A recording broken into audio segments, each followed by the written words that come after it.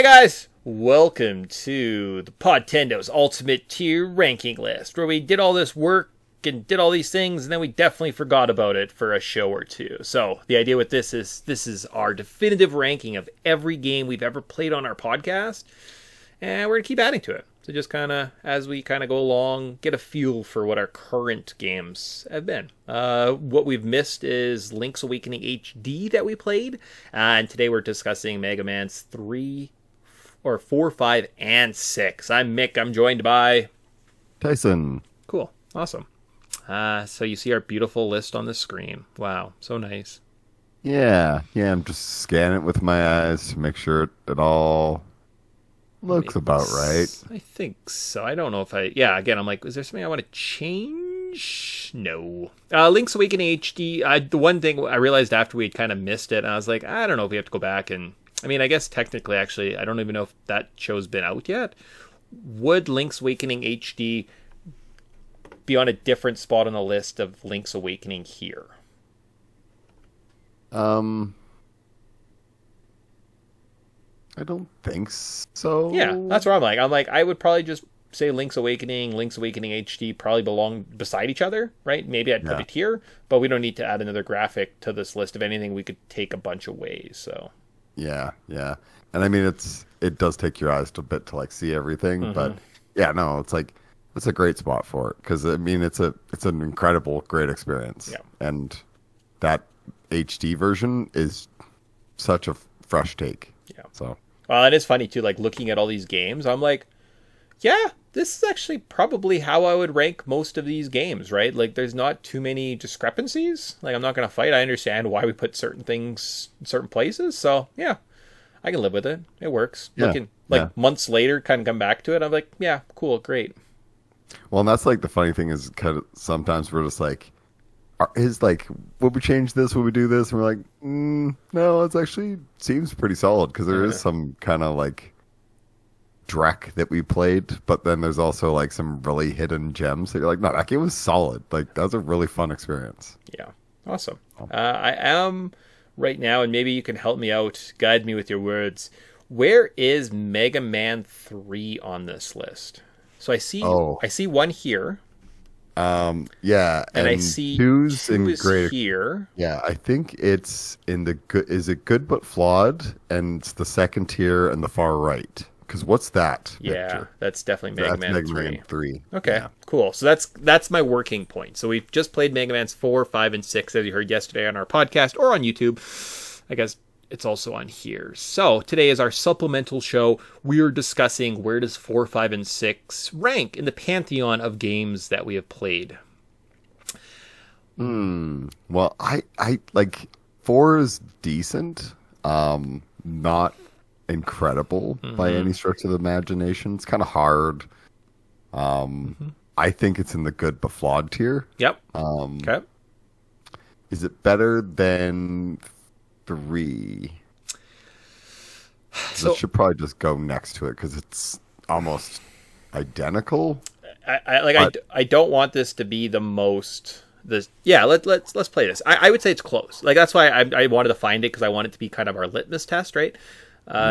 Like, my gut reaction is I kind of want to put that there and like drop 3 almost off and say Mega Man's 3, 4, 5, 6 probably belong together as one solid experience, right? Like, if you're playing all the Mega Man games, play all the Mega Man games, right? Yeah, there's like, I think we both kind of liked 6, but you're right. Like, Mega Man games as a franchise are a good / flawed experience. Yes. Because they're very basic. Some of the platforming is absolutely ridiculous, but then a lot of it's super rewarding.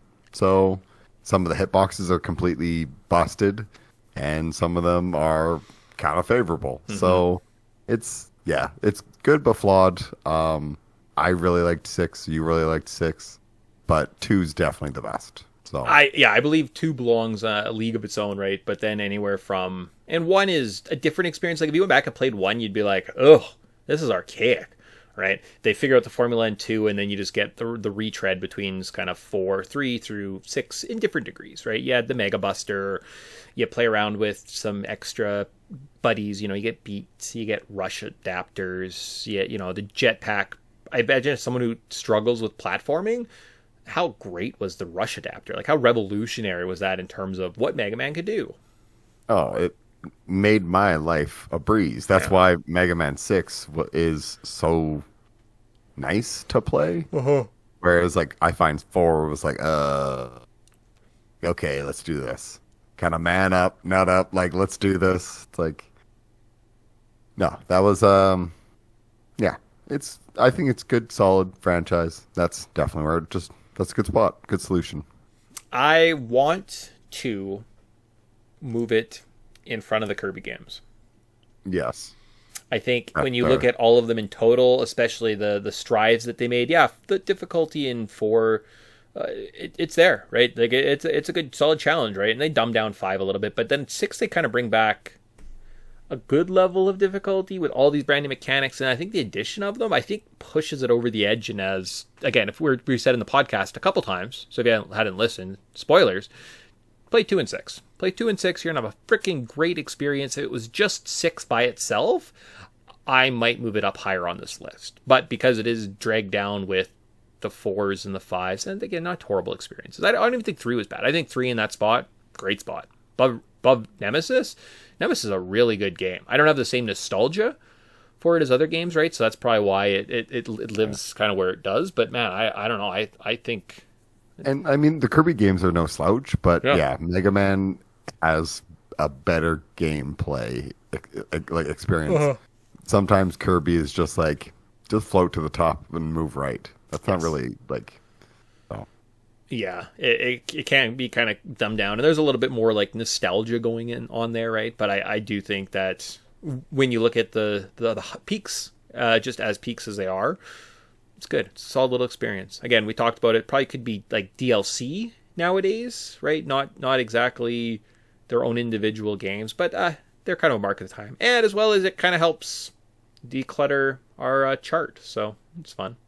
Yeah, no, that's definitely appreciated considering how big it is. Oh, it is just like so much going on. Like, even just like getting to the first line, you're like, I guess I agree with most of those now. Sure. But even then you get the second line and you're like, oh my gosh, we play so many video games. What have we done with our lives? This. Okay, cool. Yeah, good. Yeah. Yep. So. It looks like, though, I'm just like thinking ahead, because I always like to think ahead. We have a Resident Evil here and there and in this tier, but we need a skippable. We need to find the most skippable Resident Evil game. Just to, I think we did. It was the one that we actually, in fact, skipped. Oh, our movie review. Well, that and the Resident Evil Survivor. Oh yeah, Survivor. That is skippable. Yeah, we don't need to play that. That's fine. Like that was the game that we brought home, put in. We're like, I'm gonna put this on the shelf and go do something else. I can't believe our Game Gear X-Men game is that far down. Remember when I bought it? Remember when I bought a physical copy because I love it so much?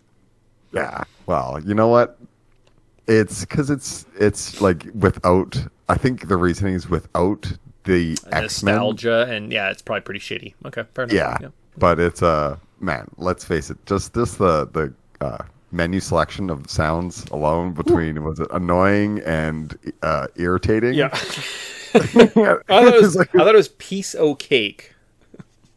No, that's the difficulty. Oh, that's the sound effects. And, yes, and it's like literally the music. It's like there's two. There's no off. It's just like annoying and irritating, and you're like, that's funny.